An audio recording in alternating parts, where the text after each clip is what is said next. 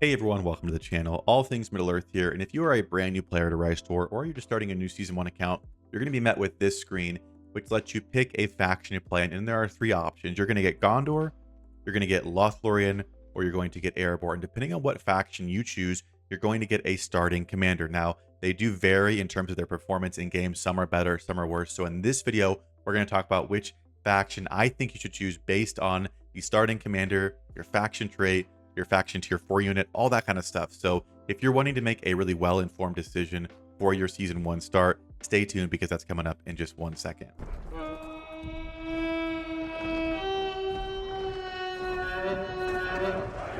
Now, two things before we jump in. Number one, this video is just going to be a comparison between these three factions, your starting commanders, your tier 4 troops, all that kind of stuff.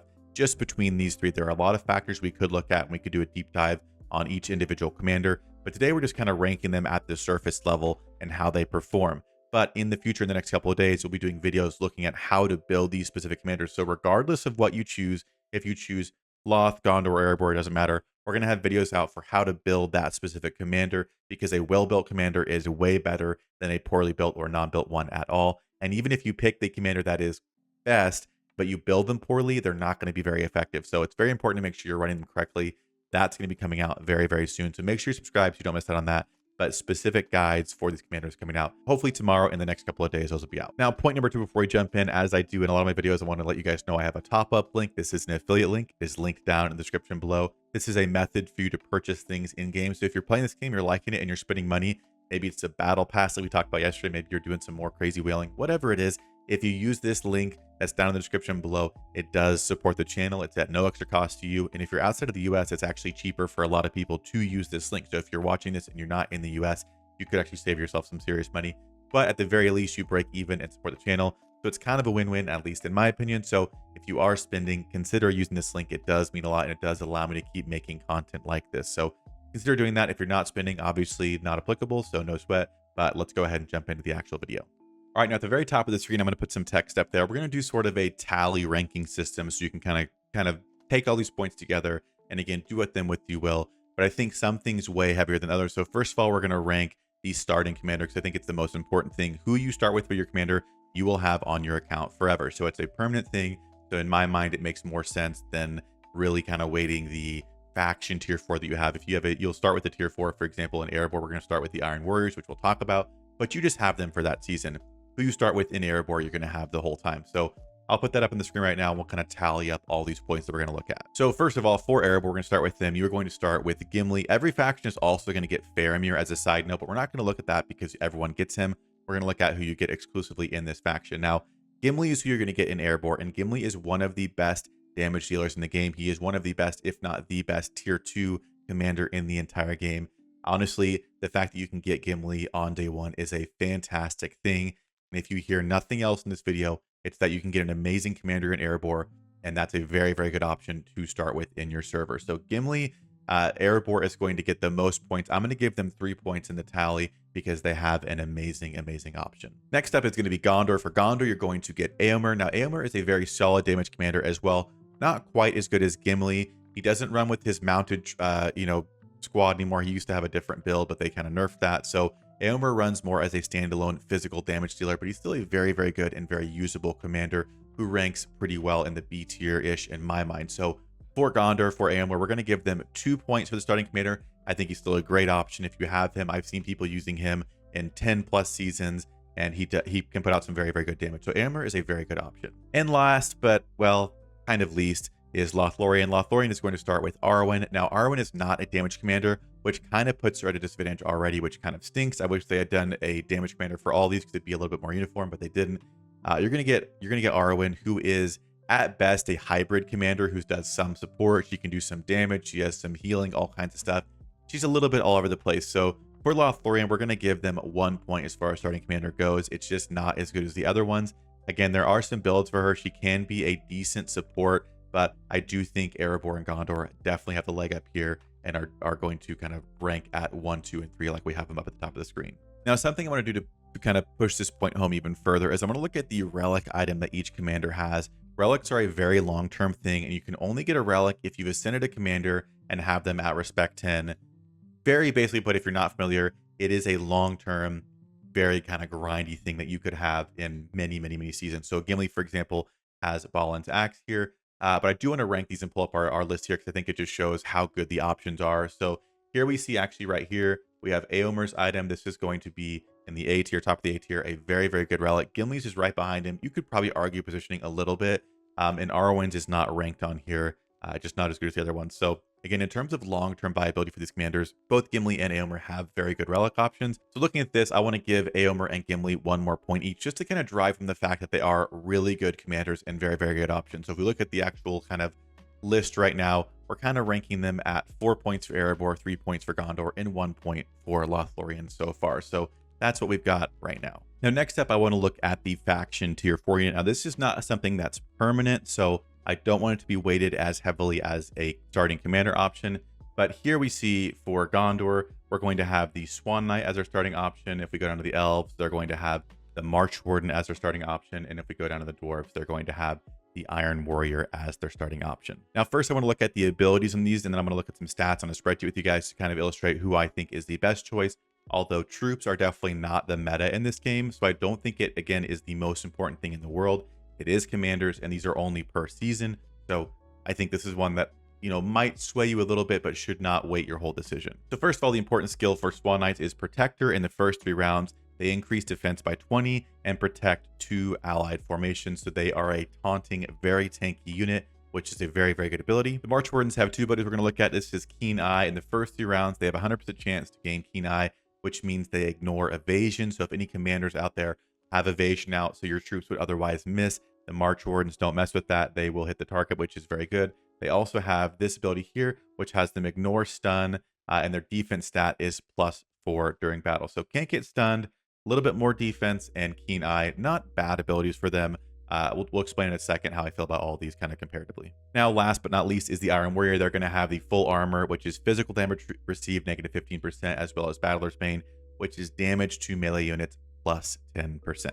Now, this is a spreadsheet I want to look at to sort of illustrate who I would go with personally, although it does depend on what you're doing with your account. So what we're going to talk about, I think, as a general kind of rule works, but depending on who you're running, it could potentially change. So as always, if you guys have questions, feel free to comment them, hop in the Discord that's linked down below, ask some questions. I'd love to help out and make sure you're having a good experience. So first of all, for me, the most important thing for troops is their HP, their health points, and their defense. Right now, like I said, troops are not really the meta. It's commanders. So the tankier your troops are, the more they're around, the better your commanders can do. So we really want our troops to stick around and stay alive and be tanky. So looking at those 2 things first at just HP and defense, we look at the actual HP, which is their HP divided by their supply. We see that Swan Knights have the highest HP of the 3 at 49. We see that the Iron Warriors have the next most at 43. And then the March Wardens are at 33. March Wardens are not a tanky unit, so they're not going to compare as well in these 2 categories. Now, as far as defense goes, the Iron Warriors are first with 73 defense. Then we have the Swan Knights below that at 60, and the March Wardens at 50 down there. So again, March Wardens not really stacking up in terms of the defensive stats we're looking at, and the Iron Warrior and the Swan Knight kind of trading off in terms of their HP or defense, one being higher than the other. Now, I will say, as far as the March Wardens go, if you look at their average damage they do, the range of damage they do, their actual average is the highest out of all these tier 4s. They have 23.75, whereas the Iron Warriors have 16 and the Swan Knights have 15. So they do have some things going for them, but they are more about doing some damage themselves, whereas the other 2 are just kind of here to tank. So in situations where you have specific commanders who want elves specifically or range troops specifically, they are very good options. But if you're just looking for bulk, for HP, for defense, the other 2 are a little bit better. So again, for me, my personal preference is to run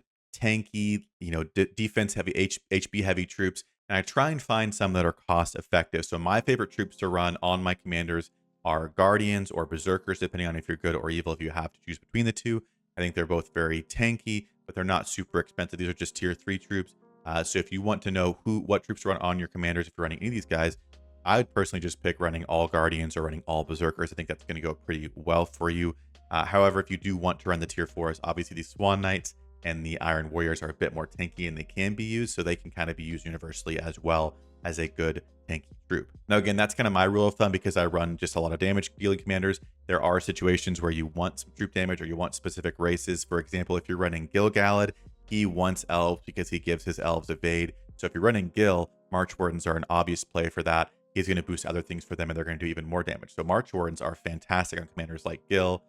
Similarly, like someone like Falcon, he wants dwarves specifically. So the rule of just running just tanky units doesn't apply if there are specific things. A commander pair like Frodo and Sam, they want something that tanks like Great Beasts or Swan Knights or a Troll or whatever it is. They want tanky units on them. And then behind them on everyone else, you could be running higher damage troops like the March Wardens. So again, hopefully that makes sense. Trying to illustrate that I think cost-effective tanky troops are the best, generally speaking. But if you're running specific commanders who call for a certain type of troop or do a certain type of thing, it is okay to deviate outside of that. Like again, with someone like Gil and March Wardens, they are really, really good with him. Now, all that being said, looking at, their skills here, not only the Swan Knights having HP and defense that are high, they also have an ability that goes along with that really well. I'm going to go ahead and give Gondor 2 points for the Swan Knights. For the Elves, I'm going to go ahead and give them 1 point for the March Warden, and I'm also going to give the Dwarves 1 point for the Iron Warriors. I think out of the 3, I think the Swan Knights take the cake there.